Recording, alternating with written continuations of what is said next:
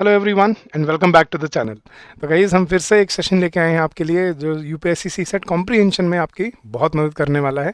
तो अब तक इस सीरीज़ में हमने सारे पीवाईक्यूज़ कवर किए हैं पिछले सेशंस में, और अब हम रैंडम प्रैक्टिस पैसेजेस कर रहे हैं, कहीं से भी कोई पैसेज उठा के और उसको ट्राई करके देख रहे हैं। इससे आपको अपने एग्ज़ाम में प्रिपेयर करने के लिए और एग्ज़ाम में परफॉर्म करने में बहुत हेल्प मिलेगी। तो don't forget to like the session, और अगर आप यहाँ नए हैं तो do subscribe to our channel. तो चलो गाइस शुरू करते हैं आज का सेशन। एक तो हम कल वाला होमवर्क करेंगे और फिर आज हम कुछ नए पैसेजेस भी ट्राई करके देखेंगे, सॉल्व करेंगे। और आज भी मैं आपको एक होमवर्क दूंगा जिसका आंसर मुझे आपको इसी वीडियो के कमेंट सेक्शन में डालना है। तो शुरू करते हैं guys. But before we go any further I have the most important thing that you can use for your CSAT preparation is the comprehensive guidebook. अब ये comprehensive guidebook अगर आपने अब तक डाउनलोड नहीं की है तो you are missing out on something very important. इस guidebook में सब कुछ आपको मिलेगा, from syllabus to strategy to sources to prepare for each and every subject that there is in your CSAT part. So go download this book. The link for this ebook has been given in the description of the video, and this book is absolutely free of cost, zero cost. Go download and get benefited from it. ठीक है, तो बहुत important book है, इसका use करना ज़रूर guys. चलो, तो एक तो हमने कल एक मैंने आपको होमवर्क पैसेज दिया था और इसमें हमें मैसेज ढूंढना था। तो एक बार पढ़ते हैं। ये वो उसके ऊपर था कि भाई चॉइसेस के ऊपर था कि मतलब जितनी ज़्यादा चॉइसेस होंगी आपके पास उतनी ज़्यादा मुश्किलें बढ़ेंगी आपकी। तो कुछ ऐसा था जहाँ तक मुझे याद है, कल मैंने पढ़ा था आपके लिए। तो एक बार आज दोबारा पढ़ता हूँ। द पैराडॉक्स, पैराडॉक्स क्या होता है गाइस, जिसको हम बोलते हैं कि सेल्फ कॉन्ट्रोडिक्टरी एक चीज़ जिसको हम बोलते हैं ना, कि वो खुद पे ही अपने आप पे लागू नहीं होता, that's called paradox. So the paradox of choice is illustrated by the story of Buridan's ass. John Buridan, the 14th century philosopher, wrote about free will and inability to choose due to numerous choices. उसने क्या बोला कि उसने एक story लिखी थी जिसमें free will और inability to choose due to numerous choices and uncertainties के बारे में उसने एक कहानी लिखी थी. In the story, a donkey stands between two equally appealing stacks of hay. मतलब वो घास के दो बंडल के बीच में खड़ा था. Unable to decide which to eat, it starves to death. और ये डिसाइड ना कर पाने की वजह से कि वो कौन से वाला मतलब घास फूस का बंडल खाए, कि ये भी अच्छा लग रहा है, वो भी अच्छा लग रहा है, ये भी बड़ा है, वो भी बड़ा है, ये भी ऐसा, वो भी ऐसा. तो इक्वली अपीलिंग थी दोनों की स्टैक्स, वो चूज़ नहीं कर पाता और वो भूखा मर जाता है. So unable to decide which to eat, it starves to death. So change, अब उसने आगे उसने मैसेज कह दिया, changes in technology and innovation such as smartphones in tablets only exacerbate our glut of choices. कि भाई जैसे जैसे टेक्नोलॉजी बढ़ रही है, इनोवेशन आगे आ रही है, ऐसे ऐसे जैसे स्मार्टफोन्स हैं, टैबलेट्स हैं, हमारी जो चॉइसेस हैं उनको और इतना बढ़ा देते हैं वो कि हम मजबूर हो जाते हैं किस चीज़ के लिए. Constant connectivity and over consumption of real time data and social media can leave little room for self reflection and rest, making decisions more difficult. तो अगर आप सारा दिन अगर आप सोशल मीडिया पे बैठे रहोगे और अपना फ़ोन या मोबाइल अपना क्या बोलते हैं टैबलेट यूज़ करते रहोगे, तो फिर आपके पास सेल्फ रिफ्लेक्शन के लिए टाइम नहीं बचेगा, रेस्ट नहीं मिलेगा बॉडी को, और आप डिसीजन सही नहीं ले पाओगे लाइफ में. Life is about choices. बोला लाइफ क्या है यार, इट्स ऑल अबाउट चॉइसेस. अब क्या चॉइसेस बनाते हो, अच्छी या बुरी, राइट? यही कहा जाता है कि अच्छी चॉइसेस बनाओ. Many people are overwhelmed with attractive life choices. कि बहुत लोग ये देख के बड़े वो होते हैं ना, मतलब अट्रैक्ट हो जाते हैं कि यार हाँ ये कितनी फैंसी लाइफ है ये. तो they are attracted with the life choices, yet they find themselves unhappy and anxious. कि फिर भी अंदर से उनको कभी संतुष्टि या खुशी नहीं मिलती. तो इसमें क्या मैसेज दिया उसने, ऑप्शन पढ़ते हैं. Modern technology in feebles, feeble होता है छोटा करना, तो वो कम कर देता है societal structure and makes life difficult. कि मॉडर्न टेक्नोलॉजी है वो सोसाइटल स्ट्रक्चर को छोटा बना देती है और ज़िंदगी को मुश्किल कर देती है. Okay, modern life is full of uncertainties and endless difficult choices. ये आज की जो मॉडर्न लाइफ है वो अनसर्टनिटीज़ और एंडलेस डिफिकल्ट चॉइसेस से भरी हुई है. We are influenced by the opinion of others and have no courage to follow our own convictions. नहीं गाइस, ये नहीं कह रहा कि दूसरों के ओपिनियन से हमें बढ़ना होता है या हमारे पास करेज नहीं है फॉलो करने का. हम फंस गए हैं, इतने ज़्यादा चॉइसेस हो गए हैं. वो इसने ये कहा है कि इतनी चॉइसेस होने के कारण हम चूज़ ही नहीं कर पाते सही और गलत के बीच में. And fourth is our life's having too few choices may not be a good thing, but having too many can be equally as difficult. Yes, this is what he wanted to say. The right message वो ये थी नहीं कि modern life uncertainties, uncertainty की बात नहीं कर रहा, choices की बात कर रहा है. और societal structure की उसने कहीं बात नहीं की, उसने आपके सेल्फ रिफ्लेक्शन की बात की है. तो वो क्या कहना चाह रहा है बेसिकली कि देखो कम चॉइसेस होना अच्छी बात शायद ना हो, लेकिन बहुत ज़्यादा चॉइसेस होना भी उतना ही मुश्किल हो जाता है जीवन के लिए जितना कम चॉइसेस होना होता है. अभी आपके पास अगर टाइम पास करने के 100 तरीके हैं ना, तो आप और उनको अवॉइड नहीं कर पा रहे आप, तो आप सारा दिन बिजी रहोगे टाइम पास करने में, and that becomes your choice, right.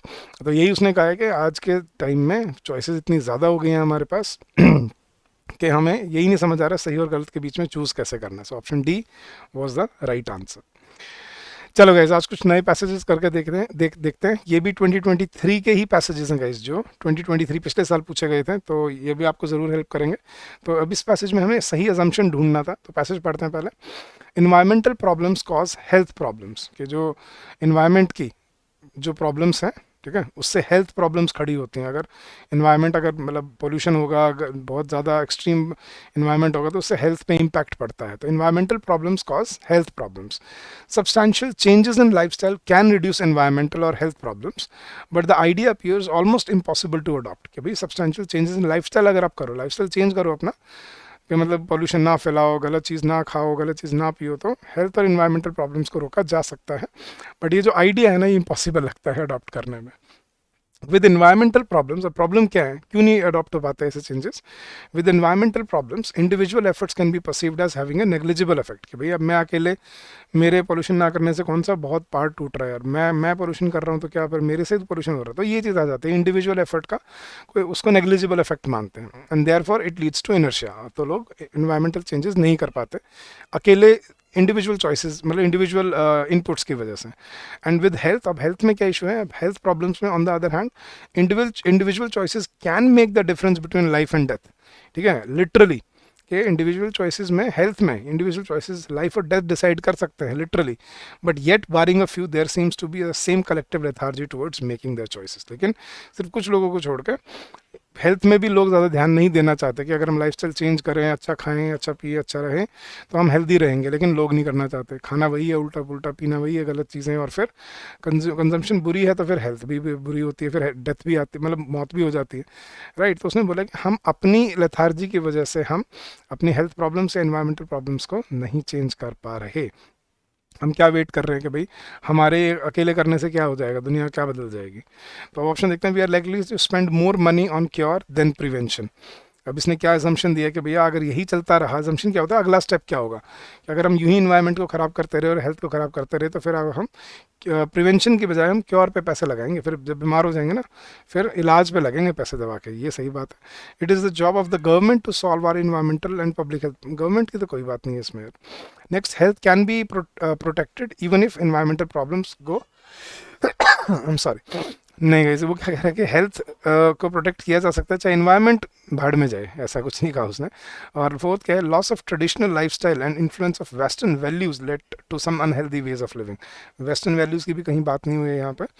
यहाँ पे बात क्या कर रहा है कि भैया आप अगर आज अपनी एफर्ट्स को चेंज नहीं करोगे, तो आगे चल के हमें सबको उसकी प्रॉब्लम, उस सब के जो कॉन्सिक्वेंसेज है वो भुगतने पड़ेंगे, इंडिविजुअल लेवल पे भी और कलेक्टिव लेवल पे भी। तो we are likely to spend more money on cure. अब ये होने वाला है, आगे हम क्योर पे पैसे लगाएंगे प्रिवेंशन की बजाय। अब यही अगर चलता रहा तो जो उसने इसमें कहा है। So option A was the right answer. Second passage देखते हैं गाइस। अब इसमें हमें दो अजम्पशंस दिए और हमें बताना है कि कौन सी अजम्पशन फिट है, ठीक है या नहीं है। चलो तो पढ़ते हैं। India should ensure the growth of digital economy, कि इंडिया को इंश्योर करना चाहिए डिजिटल इकोनॉमी की ग्रोथ को, while keeping personal data of citizens secure and protected. के वो क्या, उसने क्या सजेशन दिया कि इंडिया को डिजिटल इकोनॉमी की ग्रोथ पे ज़रूर ध्यान देना चाहिए, लेकिन साइड बाय साइड आपको लोगों के पर्सनल डेटा और सेफ्टी सिक्योरिटी की भी ध्यान रखना चाहिए। No one will innovate in a surveillance oriented environment. कि भैया अगर आपके ऊपर हर टाइम कैमरा रखा रहे और आपको हर टाइम कोई देखता रहे कैमरे पे, तो क्या आप इनोवेट कर पाओगे? आपको हमेशा लगेगा यार मैं तो यहाँ पे कैदी की तरह बैठा हूँ, सब कुछ हर टाइम नोट हो रहा है, तो मैं क्या इनोवेट करूँ, मैं तो बस टाइम पास करता हूँ, टाइम पास कर लेता हूँ, वही हो जाएगा। तो no one will innovate in a surveillance oriented environment और in a place where in individuals personal information is compromised. या अगर किसी इंसान की पर्सनल इन्फॉर्मेशन अगर कॉम्प्रोमाइज्ड होती है, मतलब अगर उसका मिसयूज़ हो जाता है, तो लोग वहाँ पे इनोवेट नहीं करेंगे। तो there no one will innovate in a surveillance oriented environment or in a place where the individual's personal information is compromised. The ultimate control of data, जो control of data होना चाहिए, it must reside with the individuals who generated वो उसका जो control है वो उस individual के पास ही होना चाहिए जिसका वो डेटा है. They should be enable to use. उनकी मर्जी होनी चाहिए, उनको यूज़ करे, रिस्ट्रिक्ट और मोनेटाइज इट. जैसा उनका मन करे रिस्ट्रिक्ट करे, यूज़ करे या मोनेटाइज करे, वो उनके ऊपर होना चाहिए एज दे विश. इंडिविजुअल के डेटा को इंडिविजुअल का कंट्रोल होना चाहिए.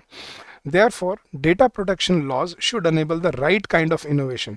तो डेटा प्रोटेक्शन जो लॉज है उससे सही टाइप ऑफ इनोवेशन होनी चाहिए. कैसी? जैसे that is user centric and privacy protecting. जैसे यूजर को बेनिफिट मिले, यूजर को प्राइवेसी मिले और प्राइवेसी से मतलब सबकी सेफ्टी और सिक्योरिटी भी रहे. तो दो assumption दिए उसने पढ़ते हैं. Protection of privacy is not just a right but it has value to the economy. उसने बोला ना कि अगर प्राइवेसी नहीं होगी तो फिर कोई भी इसमें इनोवेट नहीं करेगा. तो it has value to the economy as well. तो डिजिटल इकोनॉमी में ग्रो करना चाहिए लेकिन प्राइवेसी भी होनी चाहिए. तो बिल्कुल ठीक बात है. And second, there is a fundamental link between privacy and innovation. ये भी उसने बोला कि प्राइवेसी होगी तभी इनोवेशन होगा, नहीं तो सर्वेलेंस ओरिएंटेड इन्वायरमेंट में कोई भी इनोवेशन नहीं करना चाहेगा. तो both the assumptions were valid. So I think according to me both A and B are valid answers. So I think option C is the right answer for me. चलो guys next passage देखते हैं. अभी हमें इसमें क्या बताना है. Which one of the following statements most likely reflects as to what the author of the passage intends to say. कि ऑथर क्या कहना चाह रहा है यहाँ पे, वही क्या मैसेज दे रहा है की बात है, मतलब क्या तात्पर्य है उसका इस बात से. तो पढ़ते हैं एक बार. In India while the unemployment rate is a frequently used while unemployment rate is frequently used as a measure of poor performance. वो इंडिया की बात कर रहा है कि इंडिया की में उसने क्या कहा है इंडिया जहाँ पे अनएम्प्लॉयमेंट रेट को एक मेजरमेंट ऑफ पुअर परफॉर्मेंस की तरह देखा जाता है. कि while the unemployment rate is frequently used as a measure of poor performance of the economy under conditions of rising school and college enrolment. कि जब अगर हम देखें, देखो वैसे तो इंडिया में क्या बोलते हैं भाई, जैसे जितनी अनएम्प्लॉयमेंट है उतनी उसको बोलते हैं पुअर परफॉर्मेंस है इकोनॉमी की. लेकिन अगर सही कंडीशंस को देखा जाए तो under conditions of rising school and college enrolment, जहाँ बच्चे अब ज़्यादा स्कूल में पढ़ने कॉलेज में पढ़ने लगे हैं, it paints an inaccurate picture. कि उससे एक इनएक्यूरेट पिक्चर सामने आती है. The reported unemployment rate is dominated by the experience of younger Indians who face higher employment challenges. ये अनएम्प्लॉयमेंट का जो रेट है ये किससे क्या दर्शाता है कि इंडियंस जो ज़्यादा अनएम्प्लॉयमेंट चैलेंजेस फेस करते हैं and they exhibit greater willingness to wait for the right job and than their older peers. अब बच्चे ना मतलब ऐसे नहीं है कि जैसे पहले क्या होता था, ग्रेजुएशन या जैसे ही पास आउट हुए फटाक से जॉब पकड़ने पे रहते थे, जो जॉब मिल जाए बस वही काफ़ी है. मतलब पहले जॉब वाज द इम्पोर्टेंस.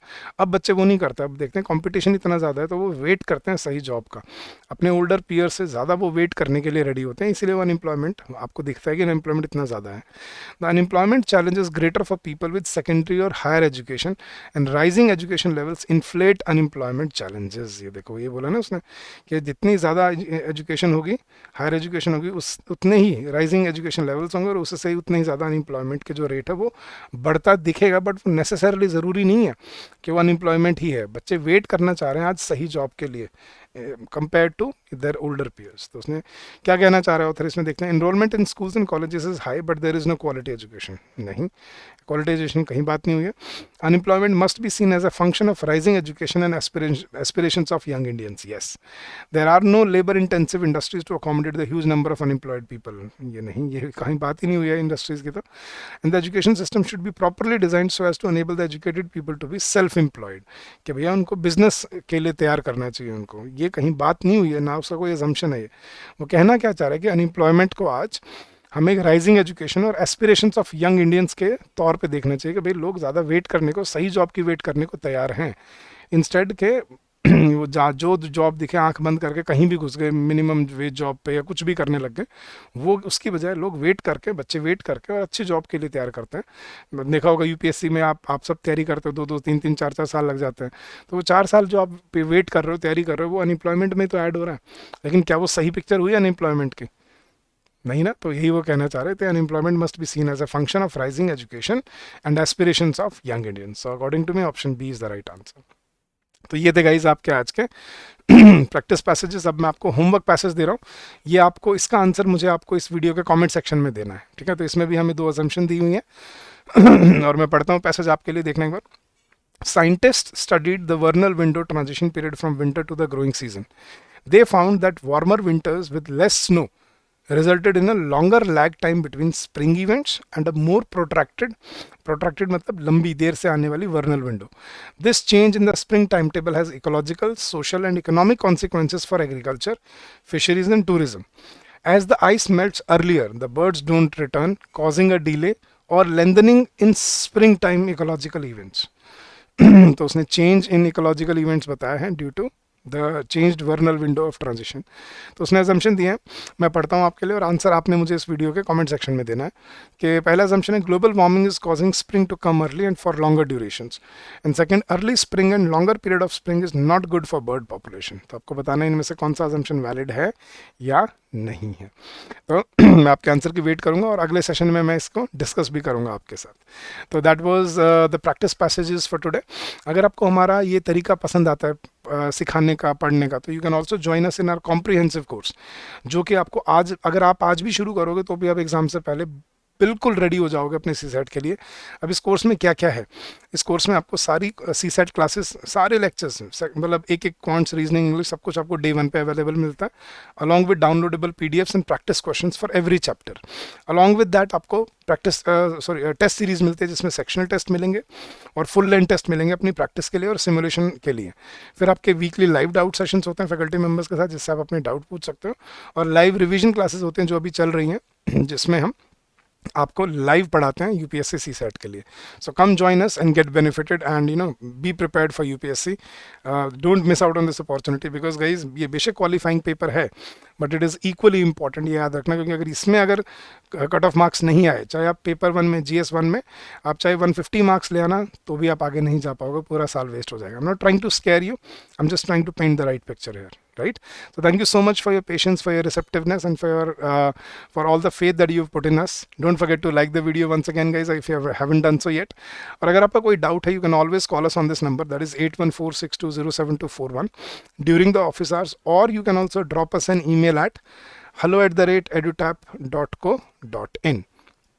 ये हमारा ईमेल आईडी है. If you have any queries you can drop us your emails on this address as well. So thank you so much for your time. I wish you all the success in your endeavors ahead. Keep on working hard, keep on giving your best. It is the right time to start preparing for this particular section of the exam and I'm sure you'll make the right choice. So अगर आपको हमारे course से जुड़ना है तो उसका link आपको इस वीडियो के डिस्क्रिप्शन में मिल जाएगा. Go check out the course. There's a special discount going on. You can also get benefited from it. और अगर आपको ये सेशंस के PDFs चाहिए तो you can join our Telegram channel. The link also has been given in the description of the video. So thank you so much once again guys. Keep on working hard, keep on giving your best, and I'm sure you will come out with flying colors. So wish you all the success in your endeavors and happy learning to all of you. I'll see you again next week. Till then, bye bye, take care and happy learning to all of you.